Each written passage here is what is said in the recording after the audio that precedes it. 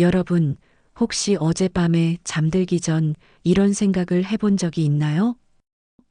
아, 그때 그 사람에게 왜 그렇게 화를 냈을까? 또는 내일 그 일이 잘못되면 어떻게 하지? 라며 뒤척이신 적이 있으신가요? 지금 이 영상을 보고 계신 여러분 중 많은 분들이 고개를 끄덕이고 계실 것 같습니다. 현대를 살아가는 우리는 하루에도 몇 번씩 감정의 롤러코스터를 타게 됩니다.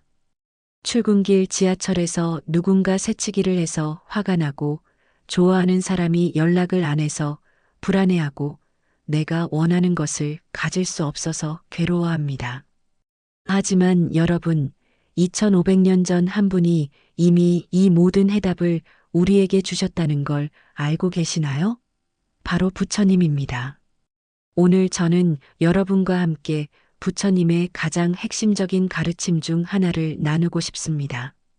바로 내려놓음에 관한 이야기입니다.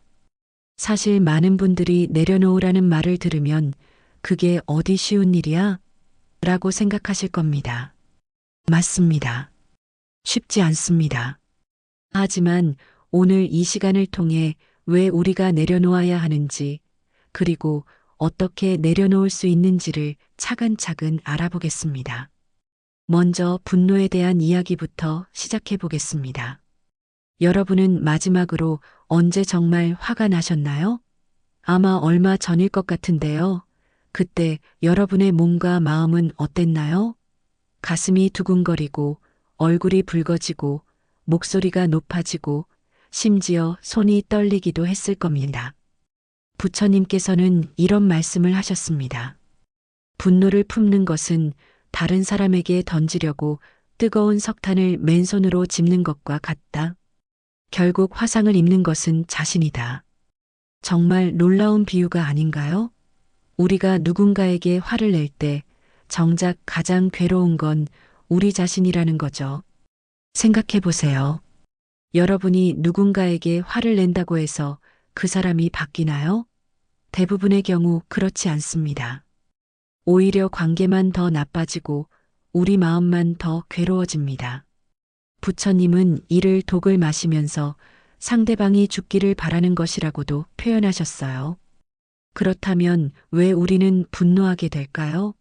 근본적인 이유는 바로 기대 때문입니다. 상대방이 이렇게 해야 하는데, 세상이 이래야 하는데 라는 고정된 생각이 있을 때, 현실이 그와 다르면 우리는 화가 납니다. 예를 들어, 약속 시간에 친구가 늦었다고 생각해 보세요. 우리는 친구라면 시간을 지켜야 해라는 기대가 있습니다. 그런데 친구가 늦으면 그 기대가 깨지면서 분노가 생기는 거죠.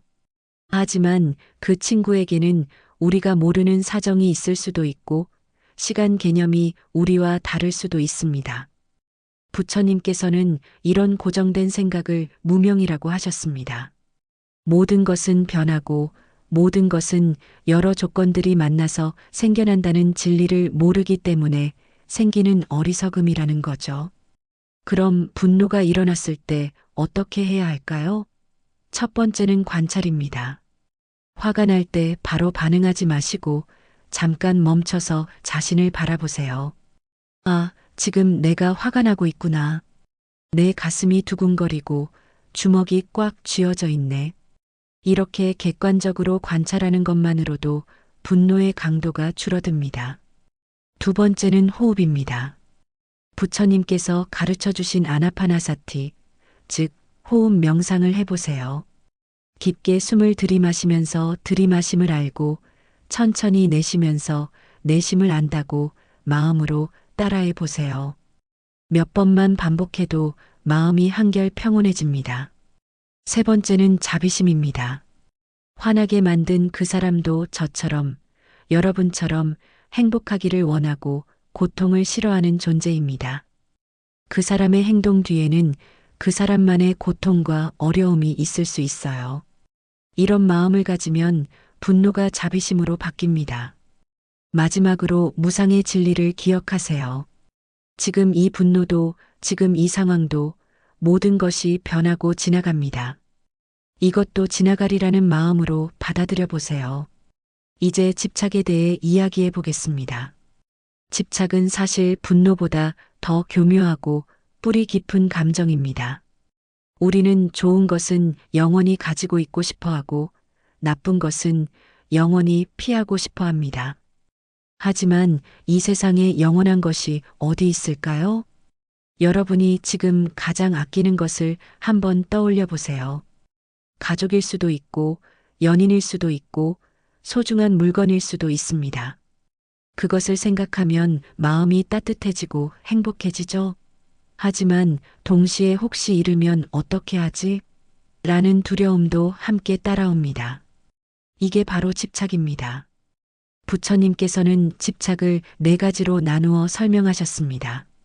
첫째는 감각적 쾌락에 대한 집착입니다. 맛있는 음식, 아름다운 것들, 편안함 등을 계속 누리고 싶어 하는 마음이죠. 이런 것들 자체는 나쁘지 않지만 집착하게 되면 그것이 없을 때 괴로워집니다. 둘째는 사람에 대한 집착입니다. 사랑하는 사람을 소유하고 싶어 하고 그 사람이 나만 바라보기를 원하는 마음이에요. 하지만 사랑은 소유가 아니라 존중이고 자유를 주는 것입니다. 셋째는 자아에 대한 집착입니다. 나는 이런 사람이야. 내 자존심은 이래야 해라는 고정된 자아상에 집착하는 거죠. 하지만 우리도 매 순간 변하고 있지 않나요? 넷째는 견해와 신념에 대한 집착입니다. 내 생각이 맞아. 이게 정답이야라며 자신의 관점만이 옳다고 고집하는 것이죠. 그런데 여러분, 집착을 내려놓는다는 게 그것들을 포기하거나 사랑하지 말라는 뜻일까요? 절대 그렇지 않습니다. 오히려 더 깊이, 더 자유롭게 사랑할 수 있게 되는 거예요. 꽃을 생각해 보세요. 아름다운 꽃을 보면 우리는 그 아름다움에 감동받습니다. 그런데 그 꽃을 꺾어서 내 것으로 만들려고 하면 어떻게 될까요? 꽃은 금세 시들어 버립니다. 하지만 그 꽃을 그대로 두고 감상한다면 계속해서 그 아름다움을 누릴 수 있습니다. 사람도 마찬가지입니다. 사랑하는 사람을 내 것으로 만들려고 집착하면 그 사람도 나도 괴로워집니다. 하지만 그 사람을 있는 그대로 사랑하고 자유를 준다면 더 깊고 아름다운 관계를 만들 수 있어요. 부처님께서는 이를 위해 무상의 진리를 깨달으라고 하셨습니다. 무상이란 모든 것이 변한다는 뜻입니다. 우리 몸도 마음도 주변의 모든 것들도 끊임없이 변화합니다. 이 진리를 깊이 이해하면 집착에서 벗어날 수 있습니다. 또한 인연법을 이해하는 것도 중요합니다. 모든 것은 여러 조건들이 만나서 생겨납니다. 우리가 지금 가지고 있는 모든 것들도 수많은 인연이 만나서 온 것이에요. 그리고 인연이 닿으면 자연스럽게 떠나갑니다. 이를 받아들이는 것이 지혜입니다. 집착을 내려놓는 가장 좋은 방법 중 하나는 베푸는 것입니다. 부처님께서는 이를 다나라고 하셨어요. 돈이나 물건뿐만 아니라 미소, 친절한 말, 시간, 관심 등을 나누어 보세요.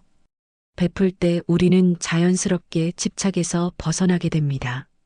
이제 불안에 대해 이야기해 보겠습니다. 불안은 현대인들이 가장 많이 겪는 감정 중 하나일 것입니다. 내일 있을 프레젠테이션, 다음 달 시험, 미래의 일자리, 건강, 관계. 우리에게는 걱정거리가 끝이 없습니다. 부처님께서는 과거를 쫓아가지 말고 미래를 바라지 말라. 과거는 이미 지나갔고 미래는 아직 오지 않았다고 하셨습니다. 불안의 정체를 정확히 꿰뚫어 보신 말씀입니다. 우리의 불안 대부분은 아직 일어나지도 않은 일들에 대한 걱정입니다. 통계를 보면 우리가 걱정하는 일들의 85%는 실제로 일어나지 않는다고 합니다. 그리고 실제로 일어나는 15% 중에서도 80%는 우리가 생각했던 것보다 훨씬 잘 해결된다고 해요. 그럼에도 왜 우리는 계속 불안해할까요? 그 뿌리에는 통제욕이 있습니다. 모든 것을 내 뜻대로 하고 싶어 하는 마음이죠. 하지만 생각해 보세요. 우리가 정말로 통제할 수 있는 게 얼마나 될까요? 날씨를 통제할 수 있나요? 다른 사람의 마음을 통제할 수 있나요? 경제 상황이나 사회 정세를 통제할 수 있나요? 부처님께서는 모든 괴로움은 내 뜻대로 되지 않는 데서 온다고 하셨습니다. 통제할 수 없는 것들을 통제하려고 하기 때문에 불안해지는 거예요. 그럼 어떻게 해야 할까요? 첫 번째는 현재 순간에 머무는 것입니다. 불안은 항상 미래에 관한 것입니다. 하지만 삶은 지금, 이 순간에 일어나고 있어요. 지금 여러분이 숨 쉬고 계신 것, 이 영상을 보고 계신 것, 이 순간 살아계신 것을 온전히 느껴보세요. 부처님께서 가르쳐 주신 사티, 즉, 마음 챙김을 실천해 보세요. 걸을 때는 걷는 것을 알고, 앉을 때는 앉는 것을 알고, 먹을 때는 먹는 것을 아는 것입니다. 현재에 머물 때 불안은 자연스럽게 사라집니다. 두 번째는 받아들임입니다. 일어나는 일들을 있는 그대로 받아들이는 것이에요. 저항하지 말고, 투쟁하지 말고, 그저 그럴 수도 있지라는 마음을 가져보세요. 강한 바람이 불 때 큰 나무는 부러지지만 갈대는 바람에 몸을 맡기며 살아남습니다. 세 번째는 업의 법칙을 신뢰하는 것입니다.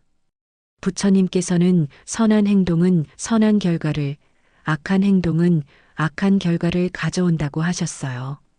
우리가 선하게 살고 최선을 다하면 좋은 결과가 따라올 것을 믿어보세요. 그리고 그 결과가 언제, 어떤 모습으로 올지는 우리가 정하는 것이 아닙니다. 마지막으로 중도의 삶을 살아가는 것입니다. 극단적으로 걱정하지도 말고 무책임하게 방치하지도 마세요.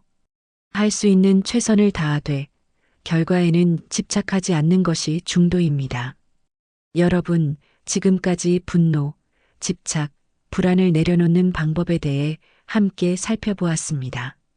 하지만 이런 걸 듣고 나면 많은 분들이 그래, 이론은 알겠는데 실제로는 어떻게 해야 해? 라고 생각하실 거예요. 부처님의 가르침은 머리로만 이해하는 것이 아니라 삶으로 실천해야 하는 것입니다. 매일 조금씩이라도 실천해 보세요. 아침에 일어나면 5분이라도 조용히 앉아서 호흡을 관찰해 보세요. 그날 하루 동안 만날 모든 존재들이 행복하기를 마음으로 기원해 보세요. 화가 날 때는 잠깐 멈추고 3번 깊게 숨을 쉬어 보세요.